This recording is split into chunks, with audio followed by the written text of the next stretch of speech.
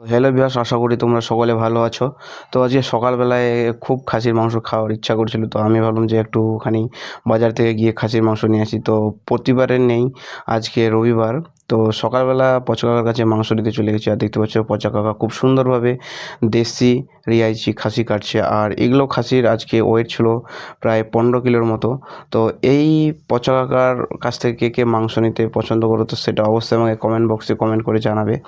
আর আমাদের আশাপুর থেকে কে কে ভিডিওটা দেখছো সেটা অবশ্যই জানাবে। আর এই যে দেখতে পাচ্ছ খাসিগুলো মানে খুব সুন্দরভাবে দেখতে পাচ্ছ কাকা পিস পিস করে দিচ্ছে।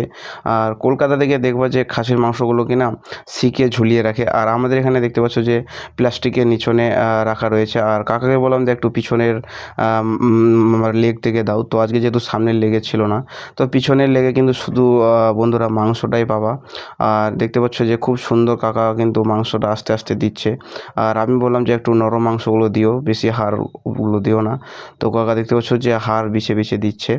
আর আমার ভিডিও দেখতে কে কে পছন্দ করো, তো ভিডিওটাতে অবশ্যই কমেন্ট করে জানাবে বন্ধুরা। আর এই যে দেখতে পাচ্ছ পচা কাকা খুব আজকে যেহেতু একটু ভিড় ছিল, যেহেতু রবিবার, আর প্রচণ্ড আজকে মাংস ছিল, সিনা ছিল। তো সামনের পা খুঁজছিলাম, তো সামনের পাটা ছিল না, কাকা কিন্তু চর্বিটা দিয়ে দিল।